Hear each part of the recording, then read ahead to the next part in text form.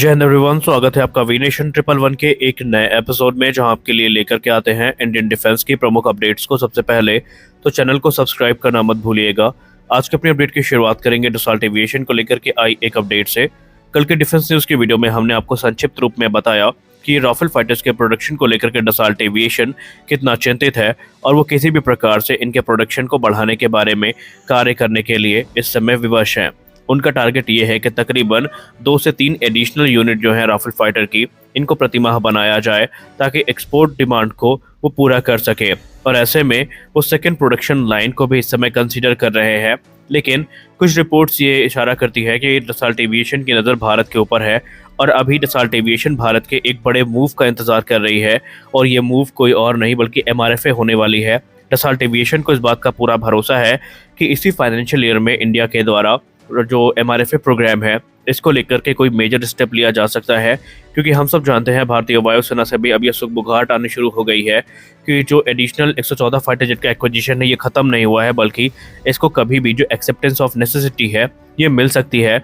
और अगर ऐसा हुआ तो उसके तुरंत बाद जो रिक्वेस्ट पर प्रपोजल है ये इशू किया जाएगा। डसॉल्ट एविएशन का प्लान ये है कि भारत का जो MRFA है उसमें एक क्लॉज है मेक इन इंडिया का, यानी उनको भारत में राफेल फाइटर्स का निर्माण करना पड़ेगा।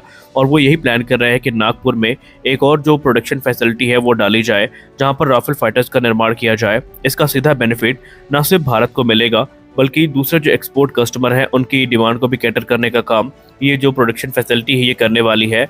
और बाकायदा डसॉल्ट एविएशन ने भारत में अपनी जो पकड़ है वो मजबूत करनी शुरू कर दी है। हालांकि वो 100% ओनरशिप चाहते हैं अपने प्रोडक्शन फैसिलिटी की और वो किसी के साथ पॉसिबल कोलैबोरेशन के लिए फ़िलहाल तो तैयार नहीं है। लेकिन भारत सरकार ऐसा होने नहीं देगी और डसॉल्ट एविएशन को जो इंडियन इंडस्ट्री पार्टनर है उनके साथ कोलैबोरेट करके ही ये काम आगे करना होगा। आपको बताते चले कि राफेल फाइटर भारत में अगर बनेंगे तो फिर इसका बेनिफिट भारत को भी काफ़ी ज़्यादा मिलेगा।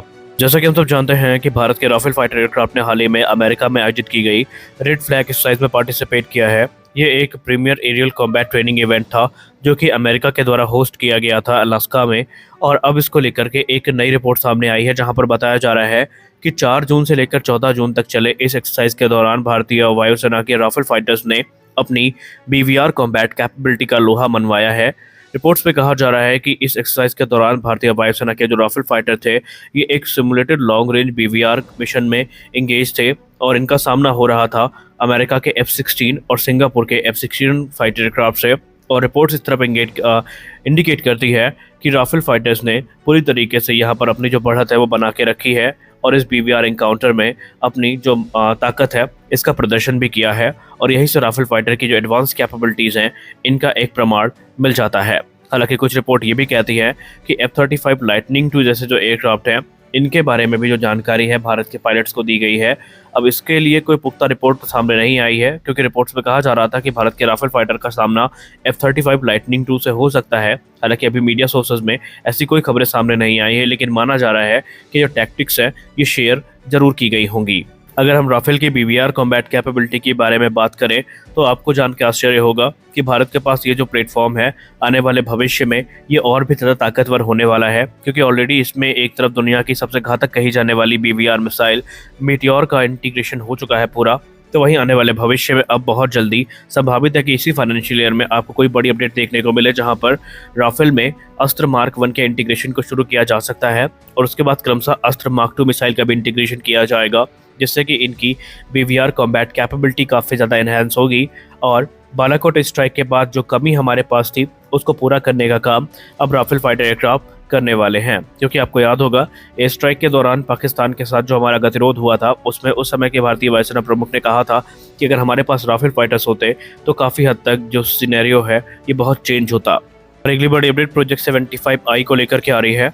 प्रोजेक्ट 75I सबमरीन प्रोग्राम जो कि काफ़ी लंबे समय पर अधर में लटका हुआ है, अब इसमें हमें एक उम्मीद की किरण देखने को मिली है। क्योंकि नवांतिया जो कि स्पेनिश फर्म है इसके द्वारा एक अपडेट के माध्यम से अवगत करवाया गया है ANI को कि भारतीय नौसेना का एक जो डेलीगेशन है ये इसी महीने के अंत में स्पेन में प्रोजेक्ट 75I के अंतर्गत जो क्रिटिकल कंपोनेंट है इनके टेस्ट की शुरुआत करेगा। दरअसल प्रोजेक्ट 75I के अंतर्गत भारतीय नौसेना के लिए 6 एडवांस सबमरीन्स का निर्माण किया जाना है और इसी महीने के अंत तक कुछ बड़ी अपडेट हमें स्पेन से आती दिखाई पड़ेंगी। ANI को दिए गए अपने एक एक्सक्लूसिव इंटरव्यू में फ्रेंच शिपयार्ड नवांतिया के जो चेयरमैन हैं, इन्होंने मीडिया से बताया कि इस समय स्पेनिश गवर्नमेंट और स्पेनिश नेवी दोनों इस चीज़ को लेकर के इंटरेस्टेड है कि प्रोजेक्ट 75I के अंतर्गत जो प्रोग्रेस हो इसको फास्ट किया जाए, और वो हर प्रकार का जो पॉसिबल सपोर्ट है भारत को देने के लिए यहाँ पर तैयार है। सपोर्ट के बारे में बात करते हुए उन्होंने ये कहा कि जो एक्सपोर्ट क्लियरेंस है इसको फास्ट करने का प्रयास किया जाएगा और एक एग्रीमेंट साइन किया जाएगा इंडियन गवर्नमेंट के साथ, जैसा कि एयरबस डील में हुआ था, जहां पर C-295 एयरक्राफ्ट इंडियन एयरफोर्स के लिए लिए गए थे और उनका निर्माण इंडियन कंपनी के साथ किया गया था।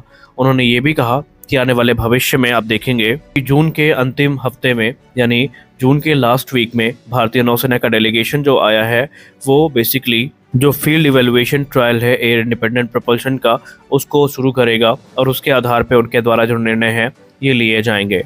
हालांकि बीच में एक रिपोर्ट सामने आई थी जहां पर इसमें डिले की खबरें सामने आई थी, लेकिन इसको उन्होंने पूरी तरीके से खारिज किया है और उन्होंने कहा है कि प्रोजेक्ट 75I के लिए जितना होगा समर्थन वो उनके द्वारा किया जाएगा। आपको बताते चले कि इस समय भारतीय नौसेना इस प्रोग्राम को फास्ट ट्रैक करने के लिए इच्छुक है, क्योंकि भारतीय नौसेना ये चाहती है कि कम से कम समय में जो 6 एडवांस सबमरीन है इनको मिले। और बीच में तो इस प्रोग्राम के स्क्रैप होने की खबरें सामने आई थी, लेकिन फाइनली अब ये प्रोग्राम अपने तय किए गए टाइमलाइन के हिसाब से आगे बढ़ रहा है। हमारी अगली और अंतिम अपडेट एमका प्रोग्राम को लेकर के आ रही है। Doctor Sabir B Kamat sir, जो कि DRDO के चेयरमैन हैं, उन्होंने मीडिया से बात करते हुए ये अनाउंस किया है कि एमका प्रोग्राम में कुछ बड़े माइलस्टोन हमें प्राप्त हुए हैं और ये प्रोग्राम अपने तय किए गए समय सीमा के हिसाब से आगे बढ़ रहा है। उन्होंने कहा कि भारत का जो ambitious 5th generation fighter aircraft programme है ये प्रोडक्शन के लिए 2032 से 33 तक रेडी हो सकता है और इंडियन एयरफोर्स में इसका इंडक्शन 2034 से 35 तक आपको देखने को मिल जाएगा। उन्होंने कहा कि advance medium combat aircraft Bharat का एक नेक्स्ट जनरेशन फाइटर एयरक्राफ्ट होने वाला है, जो कि तेजस मार्क 2 और मार्क 1A की तुलना में बहुत ज़्यादा एडवांस कैपेबिलिटी के साथ में आएगा। और एमका इस चीज़ के लिए प्रॉमिस करेगा कि इसमें जो एडवांस टेक्नोलॉजीज है वो इनकॉर्पोरेट की जाएंगी और भारतीय वायुसेना की स्थिति को सुधारने में ये एक बहुत महत्वपूर्ण भूमिका निभाएगा। उन्होंने ये कहा कि जो इनिशियल प्रोडक्शन मॉडल है एमका मार्क 1 का और जो इसका एडवांस वेरिएंट है एमका मार्क 2, जो कि अपग्रेडेड इंजन के साथ हमें देखने को मिलेंगे, वो अपने डेवलपमेंट स्टेजेस में है। हालांकि उन्होंने ये स्पेसिफाई नहीं किया कि जो इनिशियल प्रोडक्शन है इनका शुरू कब से होगा, लेकिन अनुमान के हिसाब से ये माना गया कि तकरीबन 2032 से 33 तक ये एयरक्राफ्ट प्रोडक्शन में आते हमें दिख जाएंगे। हालांकि एमका मार्क 2 की बात करें, ये तो अभी प्रोडक्शन में आएगा जब भारत के पास इंडिजिनस इंजन उपलब्ध होगा, जिसके लिए गैस टरबाइन रिसर्च एस्टैब्लिशमेंट और एक फॉरेन ओरिजिनल इक्विपमेंट मैन्युफैक्चरर के साथ कॉन्ट्रैक्ट को साइन किया जाना है, तभी इनका निर्माण शुरू होगा। एमका की कैपेबिलिटी की बात करें तो आपको पता ही है कि इसमें स्टेल्थ को प्राथमिकता दी गई है, जहां पर इसके रडार क्रॉस सेक्शन को कम किया जाएगा और एडवांस मटेरियल्स का इस्तेमाल किया जाएगा ताकि इसके स्टेल्थ को इन्हेंस किया जा सके। वहीं इसमें आपको एडवांस एवियोनिक सूट देखने को मिलेंगे, एडवांस इलेक्ट्रॉनिक वॉरफेयर सिस्टम देखने को मिलेंगे। इसमें एक एडवांस इंजन इस्तेमाल किया जाएगा जो कि इसे सुपर क्रूज की कैपेबिलिटी प्रदान करेगा, यानी ये सुपरसोनिक फ्लाइट को सस्टेन करेगा बिना आफ्टर बर्नर को शुरू किए। इसके अलावा ये मल्टी रोल कैपेबल एयरक्राफ्ट होगा। इसमें हमें स्टेल्थ और नॉन स्टेल्थ कॉन्फ़िगरेशन देखने को मिलेगी। स्टेल्थ कॉन्फ़िगरेशन में वेपन्स इंटरनल वेपन बे के अंदर होंगे, जबकि नॉन स्टेल्थ कॉन्फ़िगरेशन में जो वेपन्स हैं वो इंटरनल वेपन बे के बाहर होंगे। तो आज के इस वीडियो में बस इतना ही। मिलते हैं अगले वीडियो में कुछ अपडेट्स के साथ, तब तक के लिए जय हिंद।